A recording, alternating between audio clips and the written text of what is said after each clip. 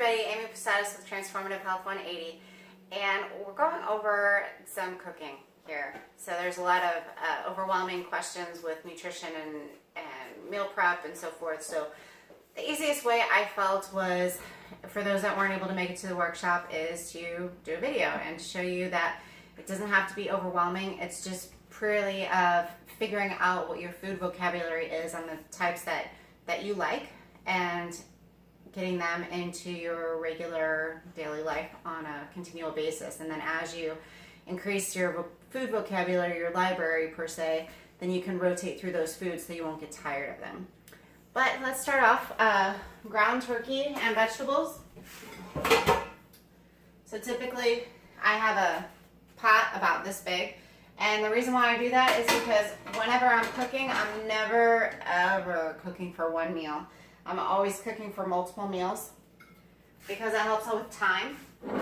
And then I have all this stuff here because it depends on what I have in my refrigerator and my freezer, honestly. There's a really basic recipe that you can do with ground turkey and frozen green beans and hash browns, but that gets really boring to me and I want to change it up. So I'm going to show you the varieties. That's why I didn't just give you one recipe, because if you don't like that one recipe, then it's kind of like, oh, darn it, I don't like that food again. But if I can show you different ways that you can change it up yourself, and then if you like it, great, and if not, then there's other options for you to be able to try. So when we're getting started, I'll use a coconut oil, and so it doesn't matter the coconut oil. There's certain brands that I like, but I would definitely go for a virgin coconut oil, one that's going to be liquid at room temperature. And so I do about 2 tablespoons in that, and I just have to put stuff back. And then from there, the ground turkey, this is 3 pounds worth of ground turkey. I believe I washed my hands, but just to be on the safe side, I'm gonna make sure that I do it. So right now I have the pot with about 2 tablespoons of coconut oil, extra virgin coconut oil, and I have it over medium heat. So I have an electric stove. Mine's at like a 5 or a 6. I'm gonna open this up. So my husband really likes things hot and warmed up before they get going in there. I don't have the patience, and I'm normally doing multiple things all at one time. So I just put it in there. So I apologize if I'm upsetting anyone with this. So he likes to wait until there's like a sizzle, but I haven't noticed a difference as far as the end product, so I just put it in there. And then from there, depending on what you're going to use with the ground turkey, I would normally just go ahead and put some salt on it and just start mixing it up with a little bit of the salt. The reason why I'm not going to do that at the moment is because the other recipe would call for chipotle and honey. And since I'm not doing any sugar myself, and I'm not sure if everybody's gonna eat all of this, and it's really driving me crazy throwing food away, I'm not gonna put this combination in there today, but I will show you the amounts and how to put the chipotle in a form of putting it in there. What I'm gonna use is the coconut aminos, which already has enough sodium in it, so I'm not a salt person anyway. So I'm not going to add any additional salt because this already has plenty of sodium in it. It's basically an alternative to soy sauce, but with coconut aminos. And if you do not have, or if you have an allergy to coconut aminos, that's okay. You don't have to use the coconut aminos. You can use olive oil in place of the coconut oil. And then you can also use what I found with these diced tomatoes. fire roasted tomatoes with seasoning. Obviously check the ingredients before to make sure that you like the stuff in there, but this is one of the few that I have approved. And then that makes like a really good like a tomato based Italian kind of sauce with it. And so you can either add the chipotle to have the spice to it, or you can leave the chipotle out if you're not able to do the spice, and then kind of go from there. So that's a way to do the ground turkey if you have an allergy to the coconut. So all I'm doing is I'm just kind of, I'm gonna turn this up just a little bit. Spreading it around, making sure that it's in small enough parts.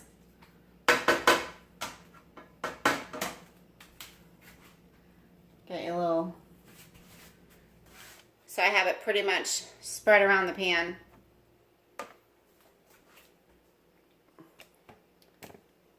And then from there, I'm gonna go ahead and add some of the coconut aminos just so that I can cook it all together. So 1 teaspoon is a serving, and just so I have an idea of how much I'm putting in there, I'm gonna go ahead and measure it. I'm gonna put 5 in here.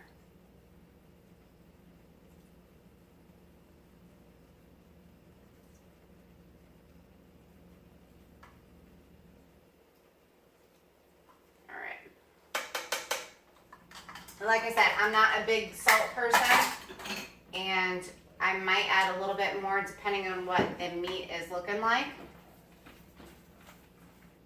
Just because I add so many vegetables to this. And you don't have to add as much as I do, but the reason why I do that is because I can eat more.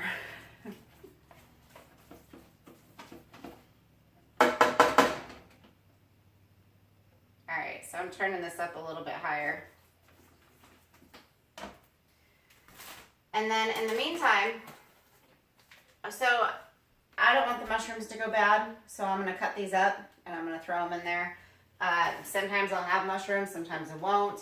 A lot of times I use the frozen vegetables, so all I have to do is open up the bag and dump it in there after this is about halfway brown, and then I'm good to go.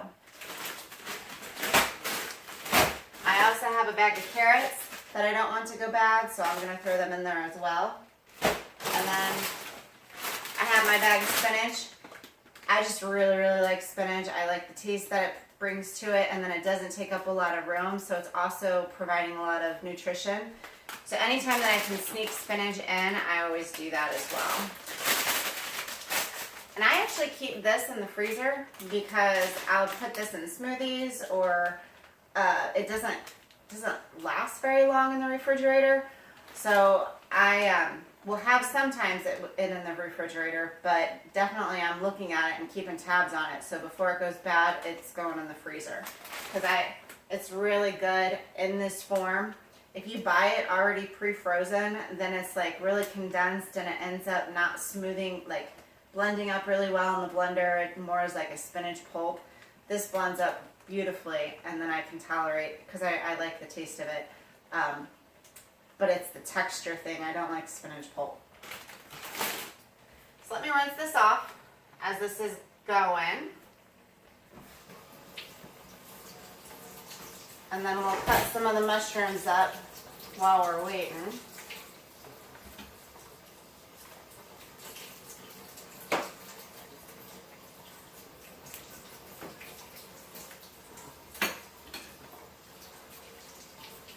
Definitely, it's a good idea to make sure that you wash everything, because especially if it's been in the refrigerator for a little bit, you don't know what's on it.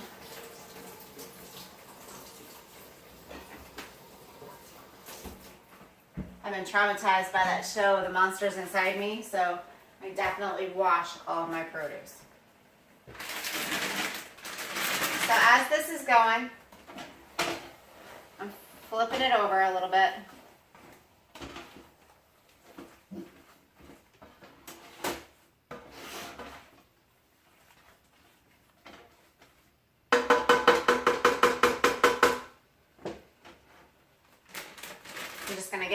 ready because the potatoes take a little bit longer, as well as the carrots. So they're gonna go in first.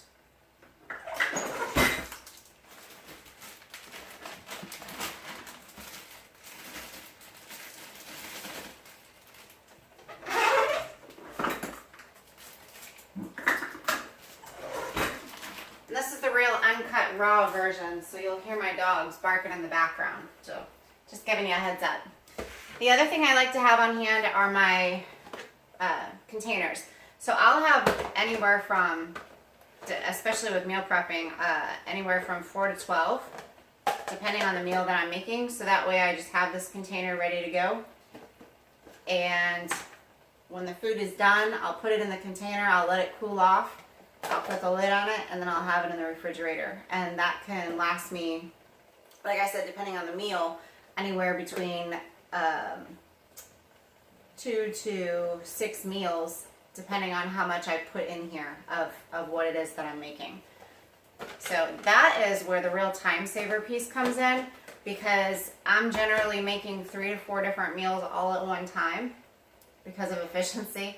And that way, when I have them pre-portioned, not only does it help me from over or under eating, but then it also keeps me from having to waste time going other places and getting food.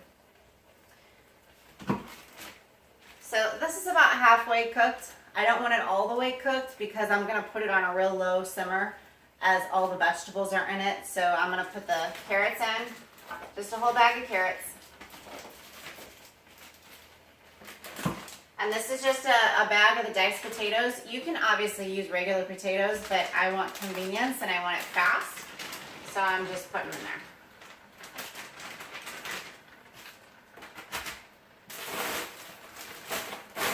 And you can put everything in there together, but because it's big, it's a good idea to mix them up a little bit. And then I'll put a lid on it just as I'm getting some other stuff together. And if I messed up and I didn't put enough coconut amino acids or coconut aminos, or if I didn't put enough of the chipotle and honey, and I just kind of look at it and I'll add more. But I like spicy. So if you don't do spicy, then you want to use the chipotle. If you're using the chipotle, you want to use it very sparingly. So I have these here. But what I'm going to do is I'm going to show you how to use the chipotle. So you just take the can, and I actually like this kind, San Marcos chipotle peppers. You just open it up. Put it in the blender.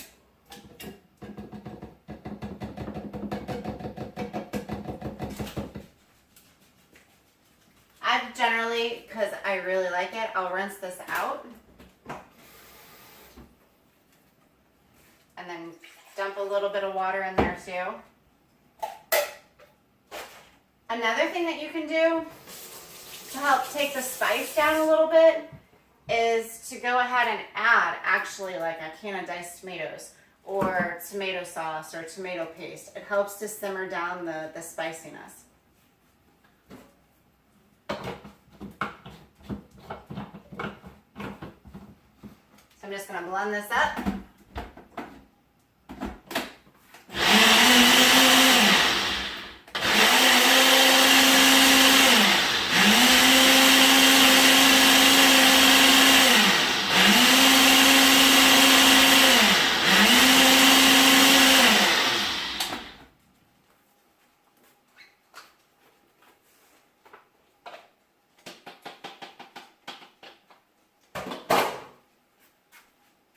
And then it gets a real nice sauce.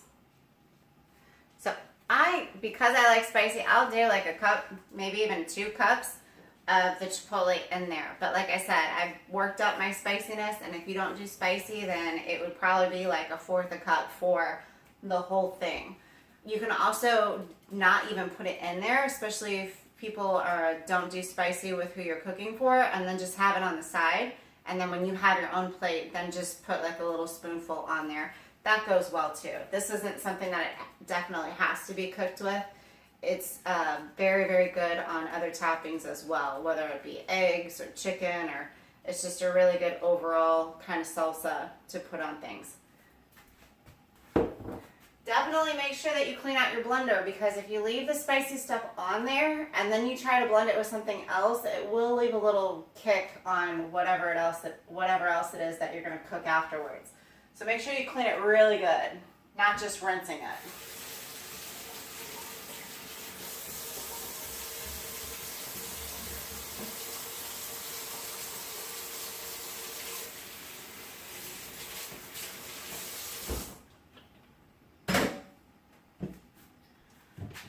All right. So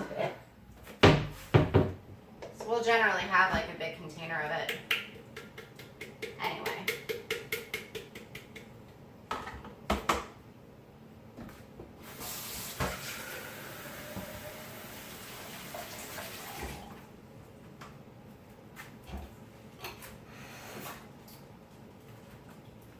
So I'm not like real fancy with the cutting up of the mushrooms. I just so they're not big old hunkin' pieces like this.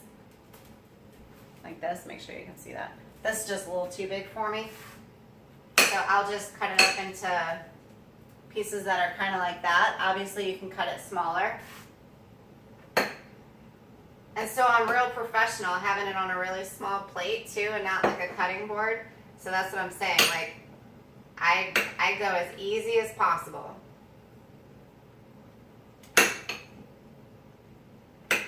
And I have like bell peppers that I'll turn around and I'll put in there as well.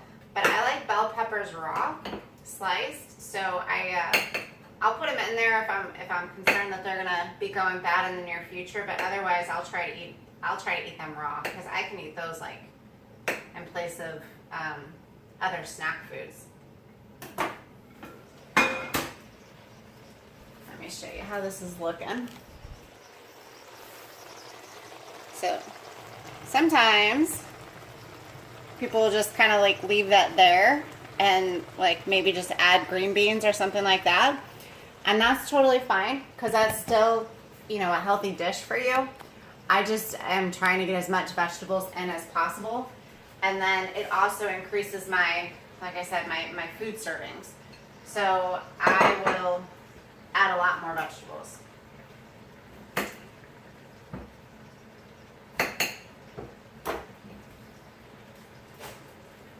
And honestly, I feel like that's the key, is trying to get in as much vegetables as you can, but putting it in a manner that you can actually tolerate it.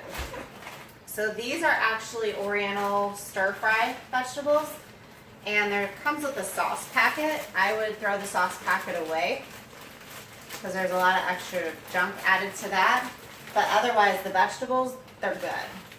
And it's just a different mix of vegetables compared to like the regular, well, this isn't even the regular, like I'm not a huge fan of the California one, just because I got burnt out on the cauliflower, broccoli, and carrots. I think it would generally is. But if that's something that you like and you're in that rotation for it, then by all means.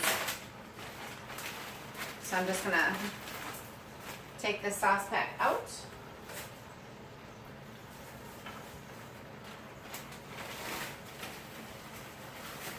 And then sometimes I get a little greedy and think that my pan is bigger than I thought, and I'm not able to add as much stuff in it as I wanted to. And that's okay.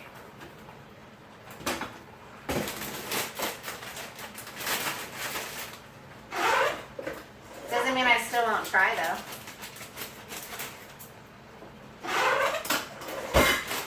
Because the spinach, it cooks down, so it takes up a lot of space at first, but it'll cook down.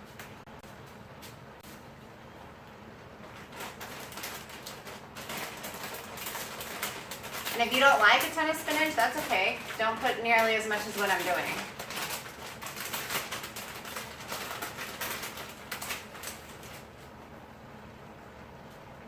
I just pulled it out of the freezer too, so that's one of the reasons why it looks like this.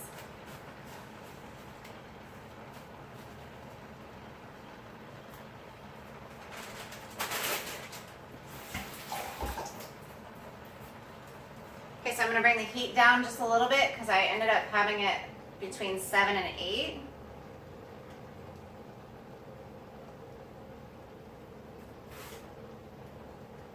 And I don't think I'm gonna have enough room for my zucchini, which is okay.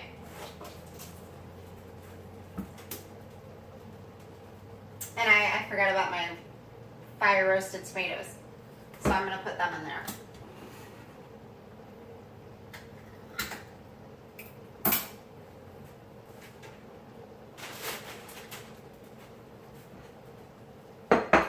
So this is cilantro, or cilantro. This is a really good flavor as well. If you're not putting the chipotle and honey into it, this would be something that would be that would give an extra flavor as well. So if you like the Mexican salsas, generally they have cilantro in it. It's not something that you have to do, but it definitely helps to take the kick off or the dependence on salt. So this is something that's extra. That's good. What I would normally do in regards to the chipotle and the honey is I would do about a cup of the chipotle and about a cup of honey or a half cup of honey. And that helps like a sweet and sour sauce is what the mix comes out to.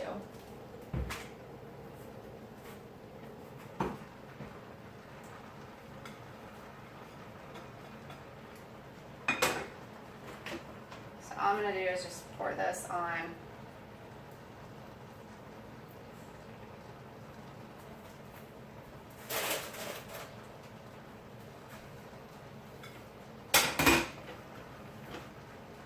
I'm not the best stirrer, so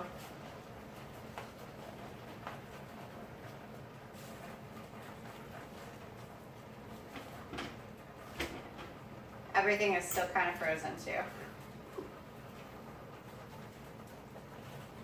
This is where my impatience comes in.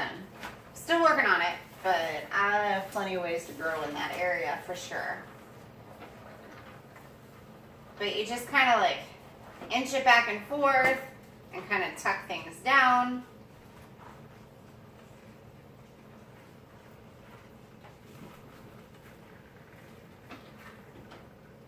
And I've contemplated even getting a bigger pan, although I haven't found any. But I did invest in this big bad boy, this spatula, and I love it. So it is important to have a decent spatula.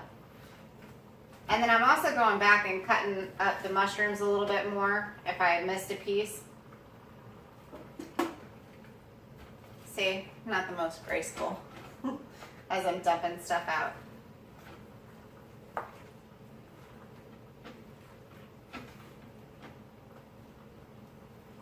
But basically, as I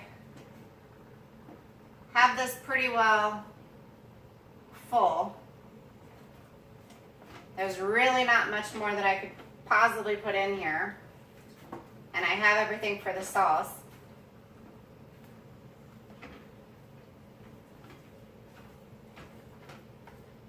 So all I'm going to do is put the lid on,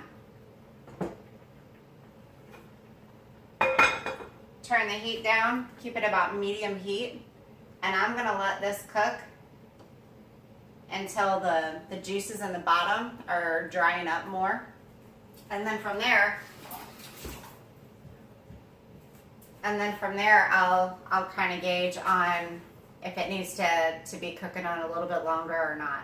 So I'm gonna put this on pause while we wait for this to cook, and I'll see you in a minute. Or I'll tell you about how long. Okay, so we're about 10 minutes in, and I've had it on medium heat and it's simmering. And so just coming in and mixing it up again. And what you'll see is, if I can get this right, there's a lot of water, juice right here. And then some of the vegetables are still pretty, not as soft as I would like for them to be. So I'm gonna let this continue to cook. And then whenever it's done, there's going to be a lot less sauce as far as water. There's going to be a lot less water. It's going to be more of like a like a paste, I guess. It's not gonna, or like a gel. And then the vegetables will be softer. So depending on how soft you like your vegetables will depend on how long you cook. And then from there, you can, like I said, if you felt like there wasn't enough salt or taste to it, you can always add more coconut aminos to it. Or if it wasn't as spicy as you wanted it to be, if you use the chipotle and honey, then you can always put a little more chipotle in it. If it was too spicy and you're like, oh man, I don't want to ruin the whole thing, then you can put another can of the tomato sauce in there, and it'll just make a thicker sauce. And you can put a little bit more honey into it too, and that'll help to offset the spiciness. And then also, obviously, adding more vegetables, that'll offset the spicy as well. And again, if it's extra spicy and you're still like all of those, you tried those things and it was still too much, then what I would do is I would put a small amount on top of like some zoodles or cauliflower rice, and that'll even decrease the spiciness even more. Or you can even add that with like some scrambled eggs or something like that, and have a smaller amount of the ground turkey and vegetables with some eggs, and that'll help to offset the spicy as well. So I will show you this whenever it's done, but I'm gonna show you another recipe. All right. Okay, so it's been, I don't know, give or take an hour or so, and I have the heat, I just turned it down on a lower, like about a 3 as opposed to a 5, because I've had the lid on it for this whole time, and now I'm just mixing it up yet again. A lot of times you'll feel it start to kind of stick to the bottom, so you want to make sure that you're stirring it thoroughly. And then you'll see that there's still quite a bit of water right there. There's still quite a bit of water. So what I'm going to do is I'm just going to leave it on the real low number, and I'm just going to let that evaporate as far as some of the fluid or the water, and then I will come back. Hey there. So we are almost done with the ground turkey and veggies.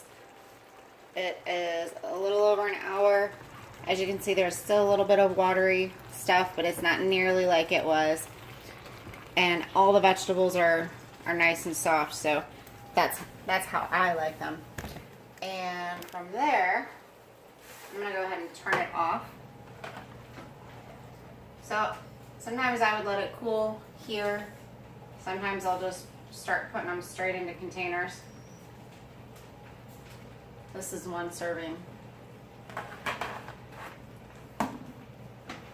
And I'm just going to call that a pretty good balance of the protein and the veggies and the fat. I could add like a slice of sweet potato if I wanted to. This is why I let it cool, because it's kind of hot. So ideally let it cool. I just want to show you how many servings that I would generally have with the containers.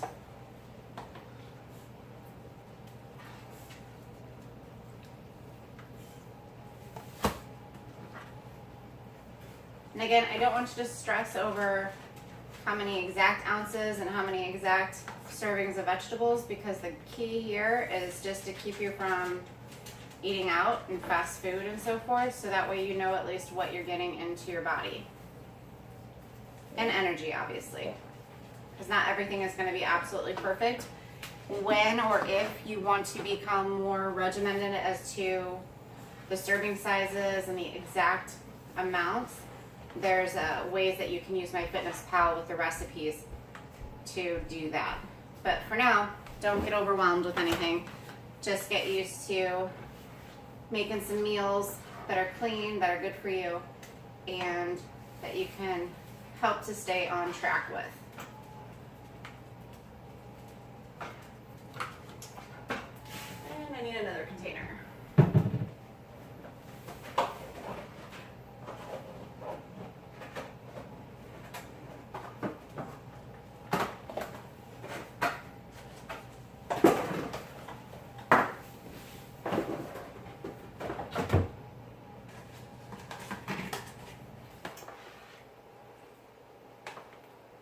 This one's just a little bit bigger than the other ones, but this will work.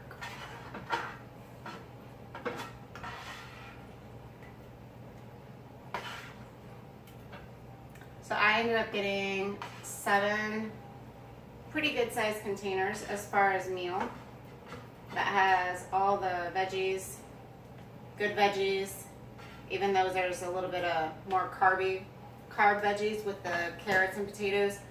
But for the most part, I have a pretty good mix of all different kinds of vegetables. Obviously the protein, and then little fat because we only use 2 tablespoons of the coconut oil. Obviously the fat with the turkey, ground turkey, there's some in that as well. But here are the containers. And thank you for watching the video. Let me know if there's any questions, and good health to you.